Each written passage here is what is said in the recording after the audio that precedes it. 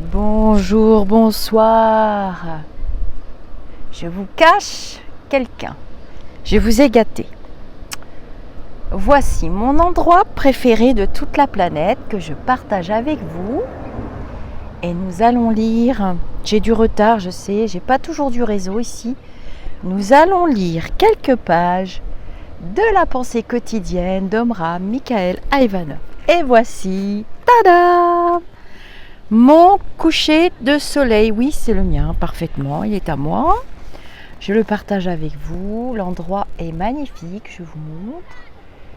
En plus, il y a juste quelques petits nuages, il y a encore des gens pour décorer. Donc voilà. Alors cette photo que vous voyez face à cette vidéo, j'ai cette photo précisément en face de mon lit, dans ma chambre à coucher. Ah, vous voyez, je l'aime cet endroit. Et vous voyez qu'avec la protection, les barrières sur la dune, eh bien, les plantes repoussent. Allez, c'est parti pour la lecture. J'espère que les pages vont nous parler. On va en faire 2, 3, 4. Je vous les poste dès que j'ai du réseau. Alors, je vais commencer par celle du 21 juillet. Ce sera demain. C'est parti pour la lecture. Et avec un peu de chance, vous verrez le soleil se coucher. Pour de vrai. Tada! Il peut arriver que vous vous sentiez poursuivi par des images qui vous alourdissent, vous troublent. Ne vous laissez pas envahir. Éloignez-les et remplacez-les par des images qui vous redonnent la joie, le courage et l'espoir. Pour comprendre l'importance des images, vous devez bien vous pénétrer du fait qu'elles possèdent une vie, des pouvoirs, et donc que certaines attirent la foudre et d'autres font venir sur vous toutes les bénédictions du ciel. Chacun de vous doit chercher à former en lui-même des images qui l'arrachent à l'obscurité et aux pesanteurs terrestres. Et lorsque vous n'y arrivez pas, aidez-vous de la contemplation de tableaux ou d'images peintes. Dans les temples, les églises, les images saintes n'ont pas d'autre fonction que d'aider le croyant à créer en lui un état grâce auquel il deviendra un récepteur, mais aussi un émetteur des énergies divines. Ah, c'est pas mal ça. J'aime bien ce texte. De toute façon, j'aime bien tout ce qu'il écrit. Alors, pour ceux qui arrivent sur la chaîne, je fais de temps en temps des petites vidéos avec ce livre, La pensée quotidienne, j'aime beaucoup. Le maître Omram Mikhaël Aïvanhov, 1900-1988, philosophe et pédagogue d'origine bulgare, vint en France en 1937.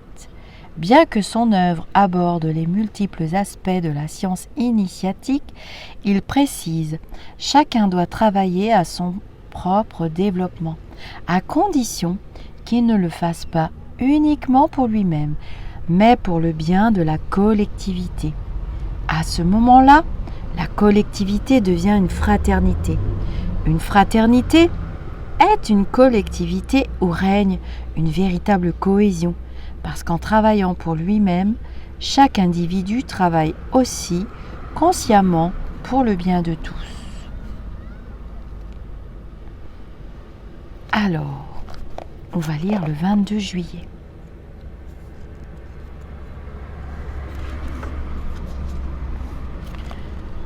Voici quelqu'un qui décide de mettre de l'ordre et de la discipline dans sa vie. Il pense qu'il a besoin d'un maître et il se dit « Je veux rencontrer un grand maître, le plus grand maître. Ce n'est qu'à cette condition que j'accepterai d'embrasser la vie spirituelle. »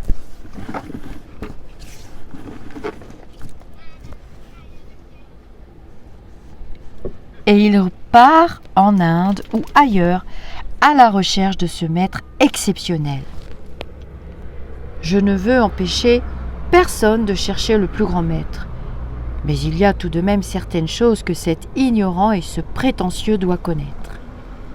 S'il n'a pas déjà travaillé intérieurement à acquérir une compréhension de ce qu'est un maître spirituel, comment le considérer?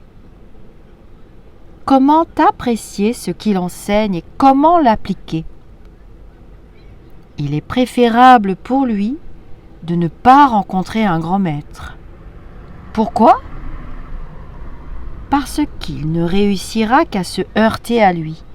Il sera pris dans toutes sortes de contradictions et il restera aussi faible et ignorant qu'avant.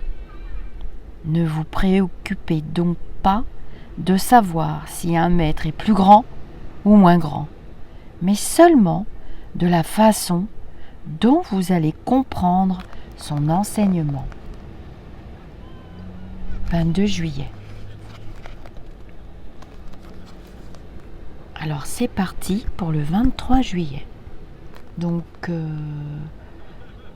23 juillet, oh c'est joli, hein. Je prends le temps de regarder 5 minutes ce merveilleux coucher de soleil. C'est l'océan Atlantique, hein. Oui, vous ne rêvez pas. Je viens ici pour pratiquer le body surf, le bodyboard. On dit body surf maintenant parce que bodyboard serait plus avec le corps, avec son corps et des palmes. Donc on dit maintenant, on commence à dire le body surf, qui est une alternative entre les deux. Bref. Donc je regarde parce que c'est très beau. En plus, la plupart des personnes sont parties, donc c'est calme. Ça invite à faire une petite méditation, hein, j'avoue. Mais j'en ai fait une grande cet après-midi. C'est parti pour le 23 juillet. Parlez de la pureté. Et il n'y aura pas beaucoup de gens pour vous écouter.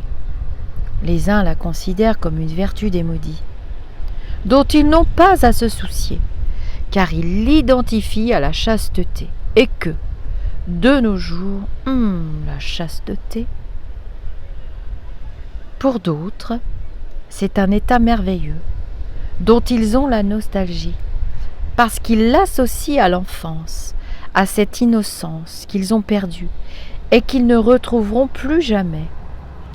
En réalité, la pureté est une notion qui appartient à un domaine beaucoup plus vaste. Est pur tout ce qui est inspiré par notre nature supérieure. Est impur tout ce qui est inspiré par notre nature inférieure. La nature inférieure, alimentée par nos désirs grossiers, égocentriques, nous pousse à prendre des décisions et des orientations mesquines, partiales. L'impureté est là. N'allez pas la chercher ailleurs. La pureté et l'impureté sont donc avant tout une question d'intention, de but. Oui, ce sont les intentions et les buts qui rendent nos actes purs ou impurs. Quand vous avez un but désintéressé, quand vous voulez travailler pour le bien de tous, votre activité est pure. Alors, si vous recherchez sincèrement la pureté de tout votre cœur, de toute votre âme, efforcez-vous de limiter les manifestations de votre nature inférieure. Ah, c'est pas mal aussi ça, j'avoue que...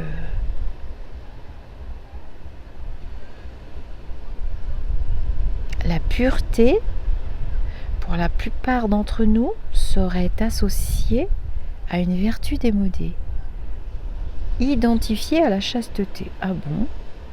Bon, de toute façon, je lirai vos commentaires. J'ai vu que parmi vous, il y avait des passionnés de cet écrivain que j'aime beaucoup. Je l'ai connu tout simplement sur les réseaux sociaux avec des petits panneaux. Il y en a plein avec des extraits de ses textes. Et puis j'ai commencé à acheter des livres. Et puis voilà, je n'en suis pas sortie. J'ai beaucoup lu du livre d'Omram Mikhaël Ivanov et que je vous mettrai en instant de lecture évidemment. Mais tout ça, ça prend du temps. Et là, j'avoue, j'ai pensé un peu à moi. Mais quand j'ai vu le beau coucher de soleil, j'ai pensé à vous. Je me suis dit, oh non, je vais partager. C'est pas possible. Alors, on va lire le 24 juillet.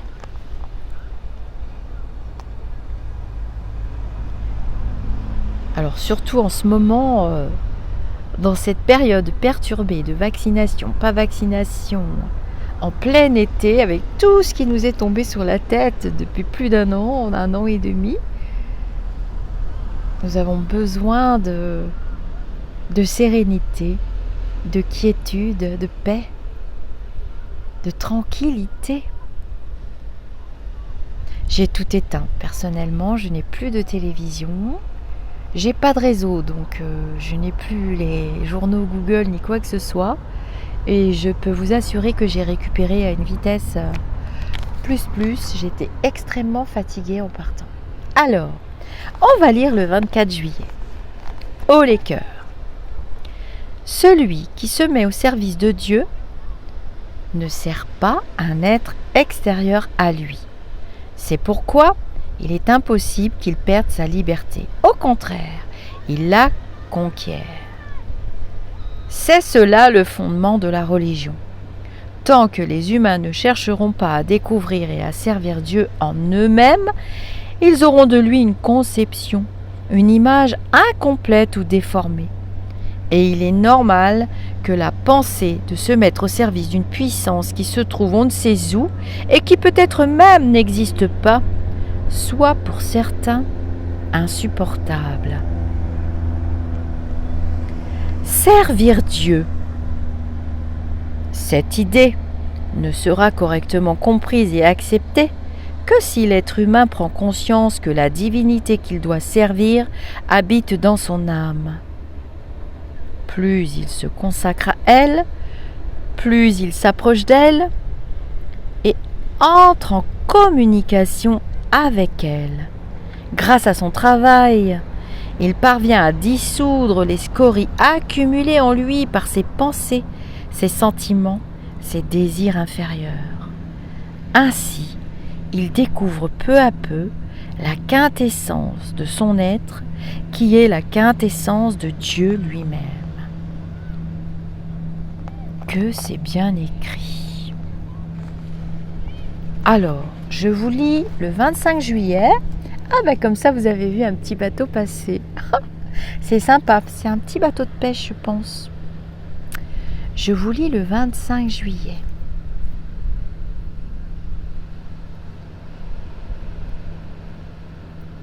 Je sais pas, peut-être que je laisserai la vidéo aller jusqu'au bout, je sais pas. Je vais voir. Je vais demander à mes petits lumineux ce qu'ils en pensent. 25 juillet. Servir Dieu ne signifie pas négliger son prochain, au contraire. Et les véritables disciples s'efforcent de servir Dieu dans leur prochain. C'est Dieu qu'ils aiment dans les êtres humains. Même s'ils ne récoltent qu'ingratitude, ils ont la foi que Dieu ne les abandonnera pas. Ils le savent parce qu'ils en ont déjà fait l'expérience plusieurs fois dans leurs lointaines existences. Ils se sentent comme les oiseaux dont les ailes qui se sont renforcées sont enfin prêtes pour l'envol. Ceux qui sont décidés à servir Dieu dans leur prochain révèlent qu'ils sont capables de prendre leur envol. Leurs problèmes personnels, familiaux, sociaux, ils les ont réglés et dépassés. Ils sont libres de penser plus loin et plus haut. Ils se sentent membres de la famille universelle. Et c'est en travaillant pour cette famille universelle que leur âme se dilate dans l'espace et trouve sa nourriture.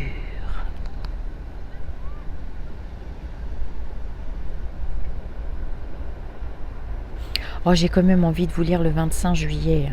Bon, je pousse un peu, mais ça m'intéresse tellement.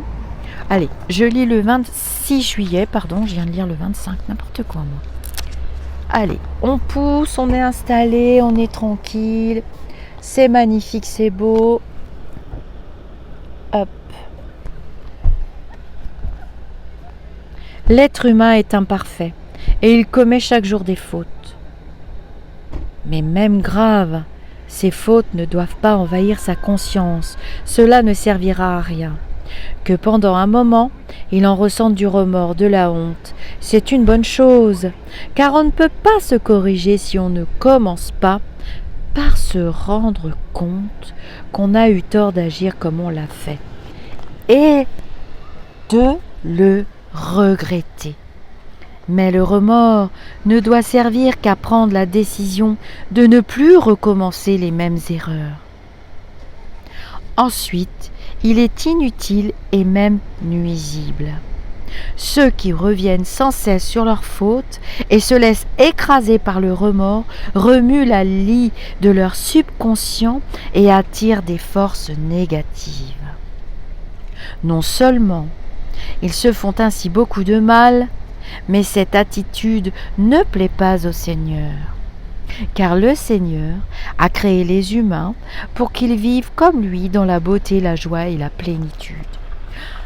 Alors je fais une petite aparté, parce que c'est vrai que dans ce livre, dans la plupart de ses écrits, dans presque tous ses écrits, il parle de Dieu, il parle du Seigneur, mais cependant, la spiritualité n'étant pas une religion, à l'époque, voilà, c'était un petit peu comme ça. Je vous rappelle que quand même, il est arrivé en France en 1937, hein, c'est quand même pas super récent.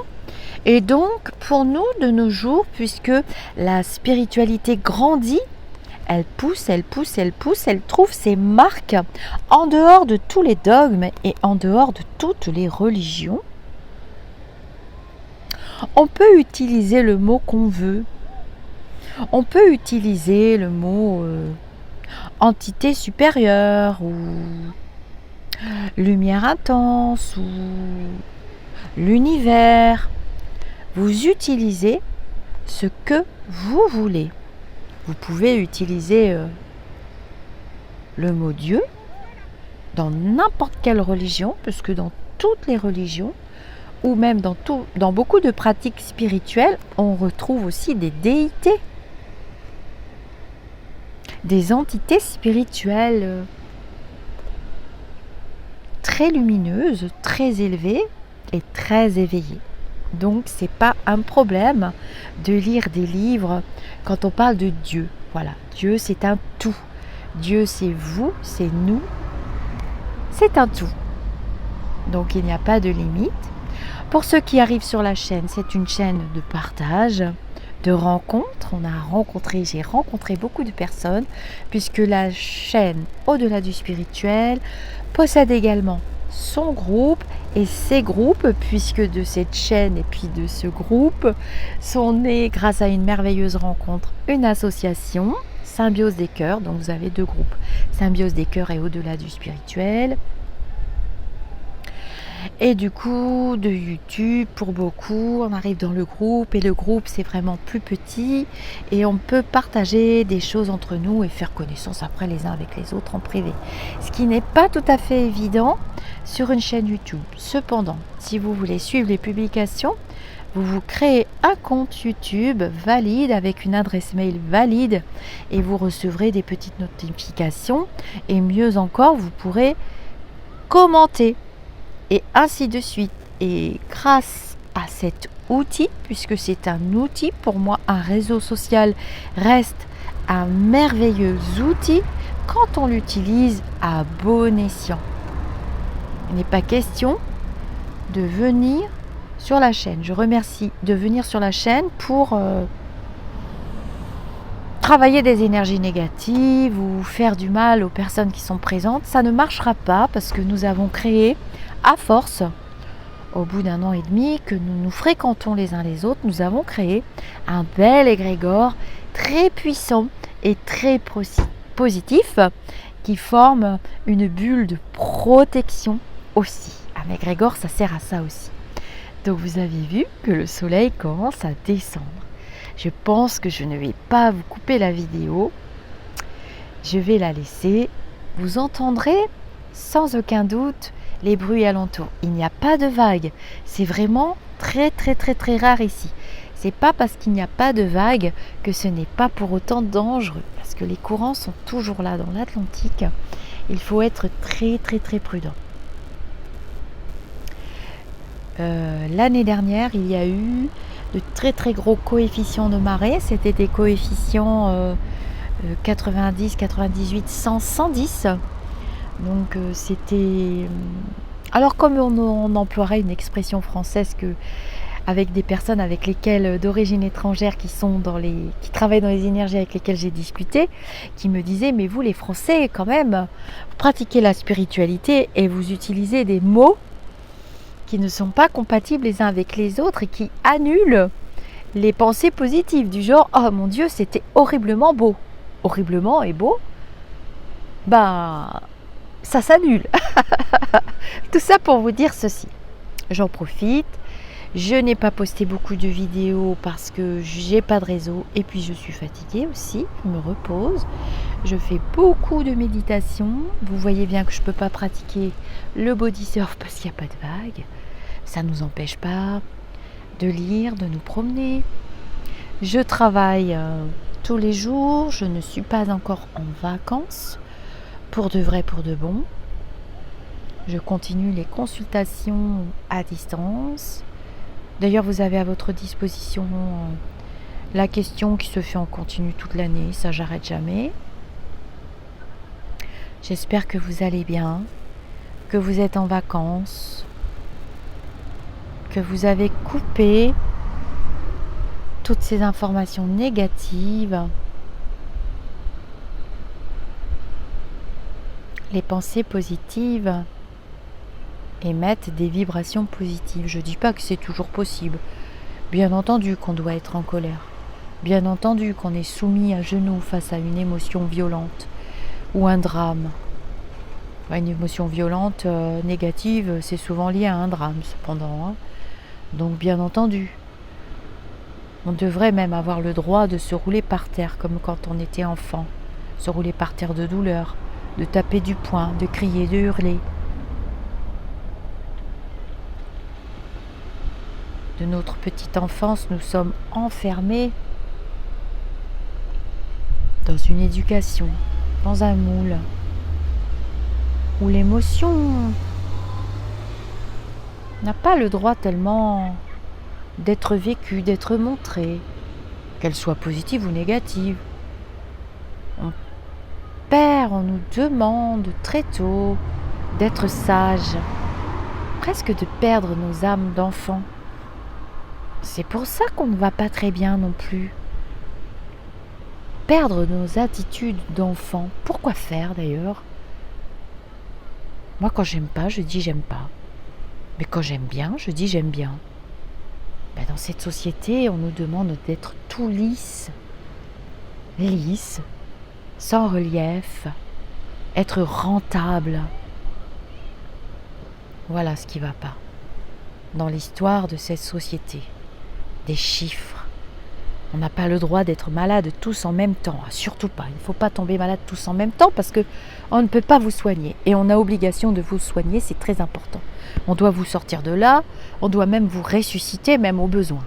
Le cas échéant, il faut vous ressusciter. C'est très important. On doit même bientôt ressusciter les morts et aller les faire travailler pour avoir des chiffres. On devient fou. On ne sait plus apprécier même une dune avec des fleurs qui poussent, des vraies plantes, les plantes de la dune, et des cactus que je vois pousser d'année en année. Il a fallu mettre des barrières. On n'est pas très discipliné, c'est vrai. Mais de là à nous rendre tout lisse, moi j'ai pas envie. Et c'est pour ça aussi que j'ai créé cette chaîne à la demande d'élus lumineux que vous connaissez d'ailleurs, qui m'ont beaucoup aidé à trouver le début, comment ça fonctionne. Et puis à faire les dossiers. Et puis à échanger. Et puis aussi à combattre tout ce qui était négatif. Je dis bien combattre. Et je remercie mes petites étoiles modératrices, Emmanuel et Prissou, qui veillent. Parce que quand je me lève le matin et que j'ai pas de réseau, puis qu'après j'ai du réseau, et que je vois que les fils commentaires sont effacés, une personne m'a posé la question. M'a dit, mais je comprends pas de quoi vous parlez, Lisa. Dans les commentaires, sous les vidéos, vous parlez souvent de commentaires effacés. Mais qu'est-ce qui se passe? J'ai dit, mais non. Oui, les commentaires sont effacés parce qu'il y a des commentaires abominables. Et moi, j'ai pas du tout envie de me salir et de m'embêter la vie et d'aller dans mon mental.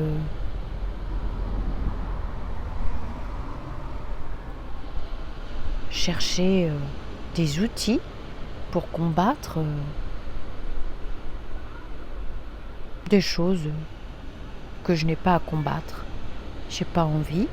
On travaille suffisamment nos énergies positives. Je vois aussi, quand j'ai fait les calculs de taux vibratoire, puisque ça fait longtemps que je le fais, que vos taux vibratoires, pour beaucoup d'entre vous, pour ceux qui se sont pris en main, qui ont travaillé sur eux, avec les outils à portée de leurs mains, et alors travailler ces affirmations positives, travailler la loi d'attraction, la loi de l'univers, c'est pas devenir tout lisse, pas du tout, c'est accepter d'être comme on est, de vivre dans l'instant présent le plus possible et apprendre à observer son propre fonctionnement. J'appelle ça un peu de la psychoéducation. Voilà, j'ai eu ce mot-là un jour, je ne sais plus comment, sûrement par un de mes lulus, peut-être le prof philosophique là, les sacs de cheval, je vois qu'il y en a beaucoup qui l'ont vu. Je pense que dans la flaque d'eau, quand j'ai fait la vidéo sur l'océan, je pense que c'est lui que nous avons vu parce que il est génial, je l'adore.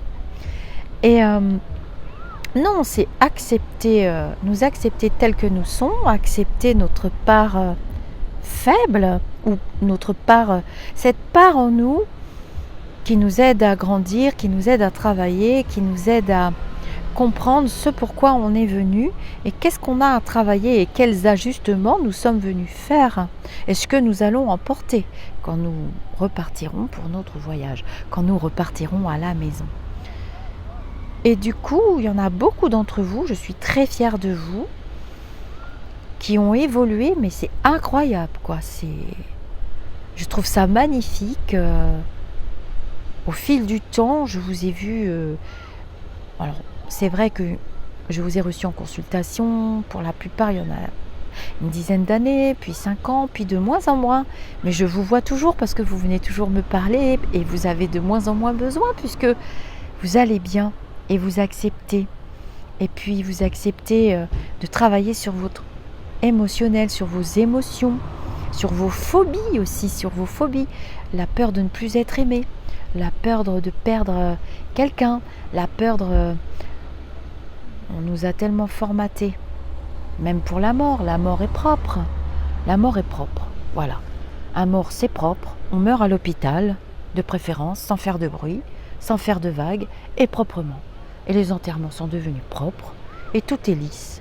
On a presque même honte de pleurer, de se rouler par terre, de crier, de hurler ou de rire même. J'ai vu des fois avoir des fous rires parce qu'évidemment je vois les défunts. J'ai vu des fois avoir des fous rires. C'est très mal vu, mais c'est nerveux en fait. Mais on n'a plus le droit. C'est devenu... on est dans une société de Men in Black. Voilà, c'est les Men in Black. On n'est pas tous pareils. On est même bien différents et c'est tant mieux. Alors, on ne va plus faire de bruit. Je vais vous dire namasté et vous pourrez voir. Donc je remercie mes petites étoiles. Je remercie mes petites étoiles dans les groupes aussi. Elles ont beaucoup de travail parce que quelquefois vous vous faites harceler, elles ont charge de vous protéger. Donc, il y a des bannissements, c'est vrai. C'est vrai, c'est difficile à faire de bannir quelqu'un. Mais quand la personne est agressive et ne vient que pour de l'agressivité, parce qu'il y a des trolls aussi, il n'y a pas d'autre choix. C'est pour notre tranquillité à tous et en harmonie avec l'univers. Donc travailler ces affirmations positives, travailler sur soi, c'est pas être lisse, c'est accepter, être dans le lâcher prise et vivre mieux. Regardez, il se couche et je reste avec vous.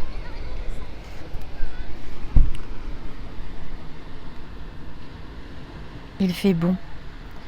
Il a fait très chaud. Demain, il fera 35 degrés. Après-demain, il fera 35 degrés. Et là, le soir, c'est magnifique. Je suis très heureuse de partager ce moment avec vous.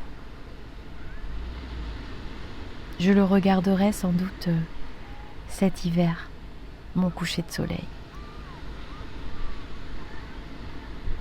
Je veux voir plein de petits émoticônes dans les commentaires. Je vous fais confiance, hein, mes petites étoiles. Sinon, c'est pas la peine de partager. Et vous voyez, vous avez vu des gens arriver peut-être sur la vidéo et s'installer juste pour voir le coucher de soleil.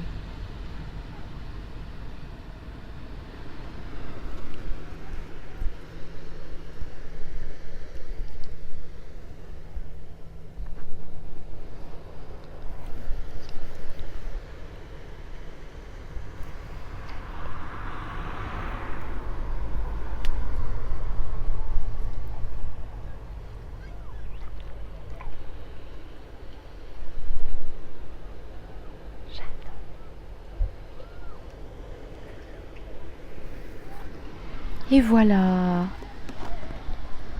il est pratiquement tombé dans l'eau.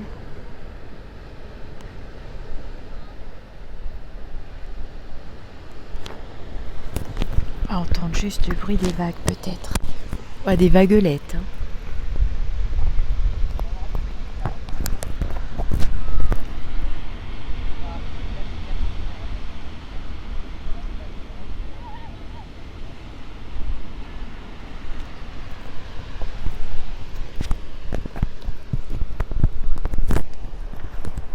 Je vous dis namasté et prenez soin de vous.